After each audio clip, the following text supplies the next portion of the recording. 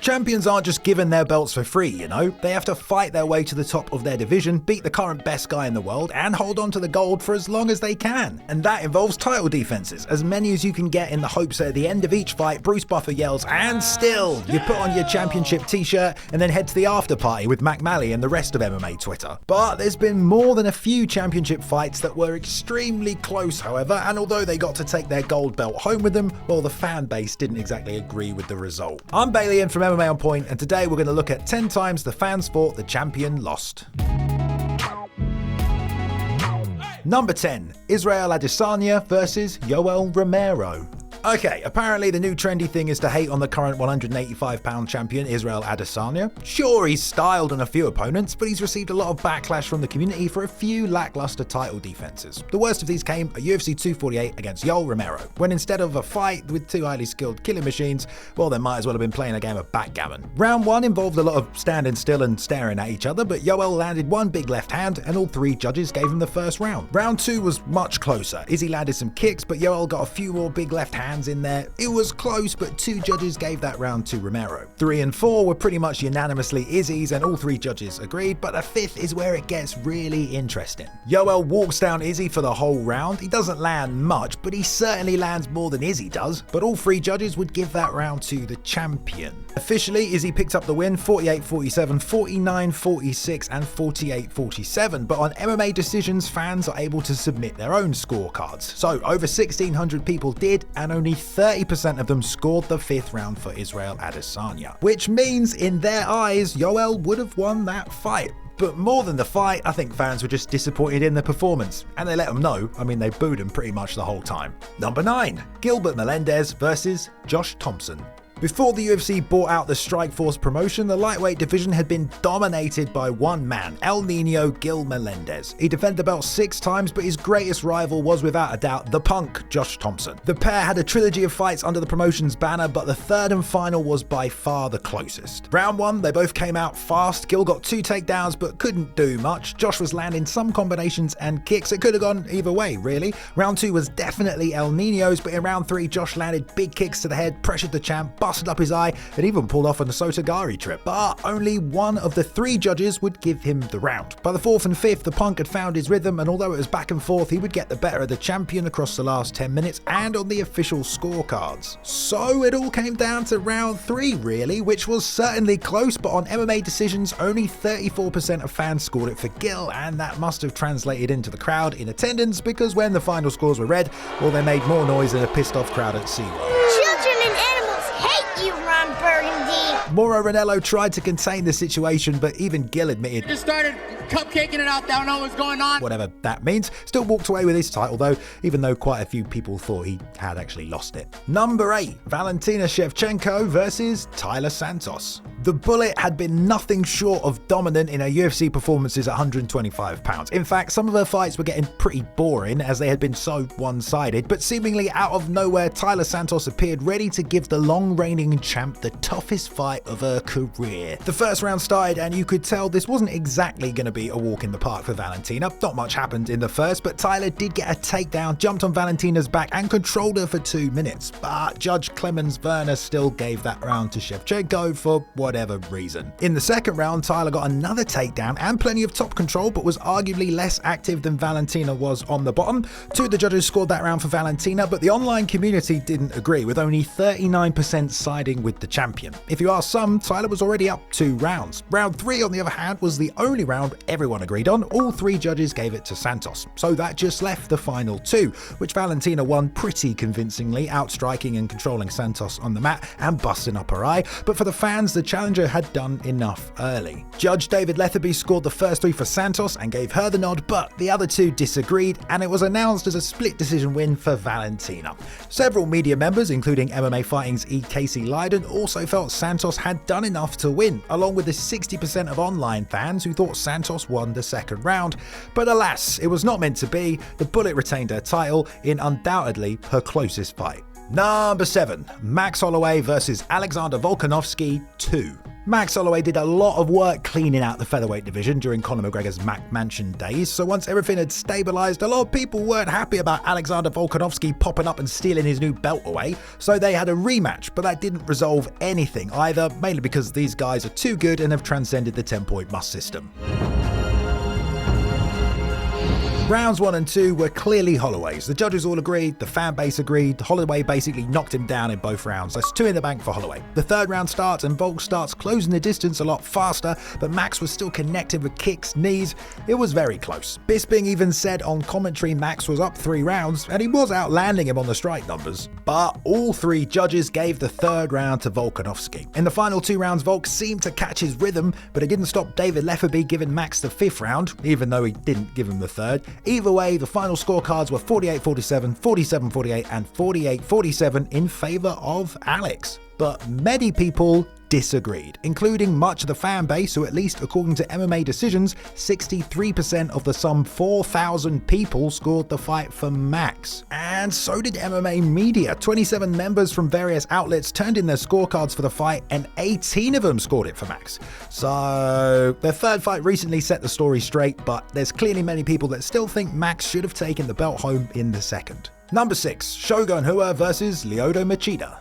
Quick, hop in your DeLorean and punch in the Machida era and his first championship defense at UFC 104. It was against Shogun Rua, a Pride FC veteran who everyone expected to come over to the UFC and just run through everybody, except Forrest Griffin. Either way, the Dragon was still undefeated, and it was a pretty epic contest. Shogun pushed forward in the first while Machida was doing some karate shit. They both landed, but Rua was the aggressor. 2 judges, however, gave it to the champ, with only Nelson Hamilton scoring it for Shogun. The fans on MMA Decisions scored it narrowly for Rua though. Round 2 was almost as close, and they ended up trading a bunch of body kicks, but all 3 judges gave it to the champ Lyoto, although many people thought Shogun again did enough to steal the round, and the back and forth would continue until the 3rd round. Thankfully, rounds 4 and 5 were easier to score. Lyoto only landed 1 significant strike in the 4th, and by the 5th, the commentators were talking about how Lyoto needed to go into desperation mode and finish the fight or risk losing his belt via decision. Buffer held everyone's breath before announcing the champion had defended his title,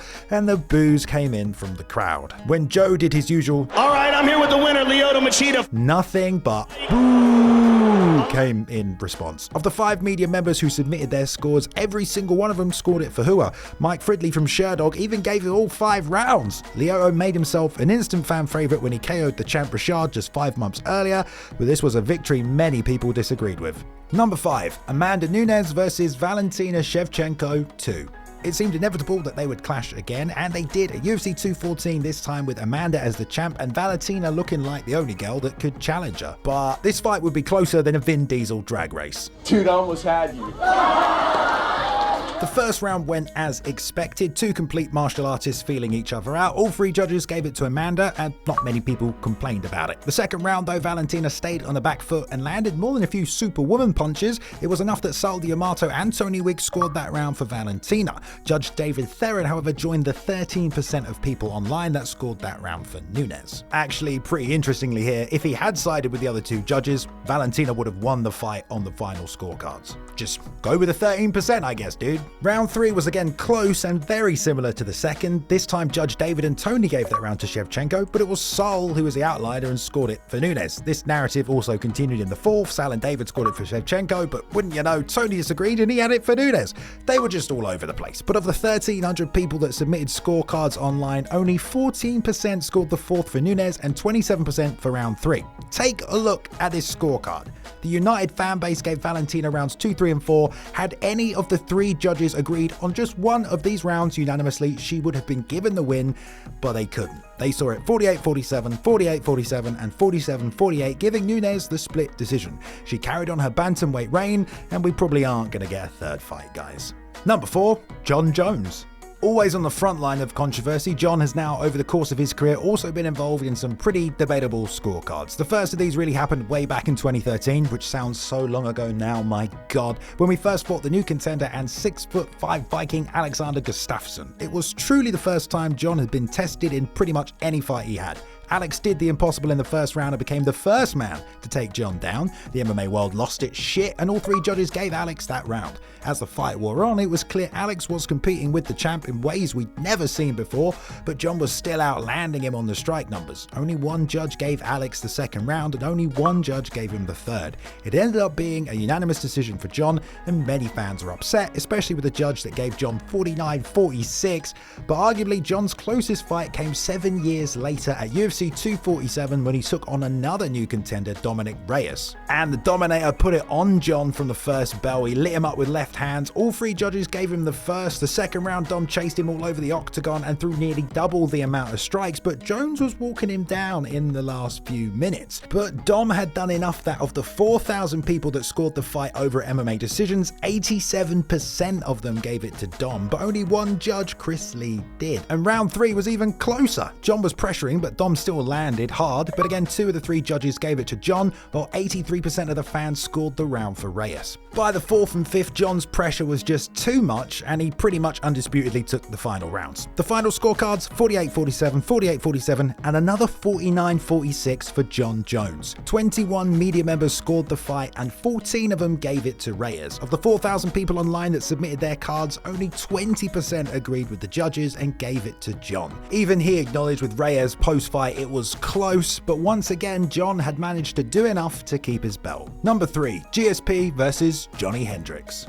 As some people's greatest of all time, Georges St-Pierre defended his belt for the best part of 7 years, and for most of it, it wasn't even close. GSP was able to dominate with his wrestling and his technical striking. His final defense came at 167 against Johnny Hendricks, however, and is a result that still haunts some MMA fans to this day. This fight really comes down to round 1, and there's a bunch of fans who scored this fight online, and believe it or not, they agreed with the judges on every round except the first. Everyone gave rounds 2 and 4 to Hendricks and 3 and 5 to George. So what exactly happened in round 1? Well, George got a takedown in about 15 seconds and then started threatening Johnny's neck, but he escaped. George kept trying to take Johnny down but ate a series of elbows as a result, and that honestly stole the round for a lot of people. There was only 1 strike difference between them. You go and watch that round and you tell me who you think won. It turns out only 52% of the fan base thought Johnny took it, but only Judge Glenn Trowbridge agreed, leaving the final scores 48-47, 47-48, and 48-47 for GSP. Dana White did not like that. Does anybody here think that Johnny Hendricks didn't win the fight? And of the 16 media members that submitted scorecards, would you believe it, all 16 of them said Johnny Hendricks won the fight, but he didn't get the nod. George retired a champion, but Big Rig did eventually win the title, so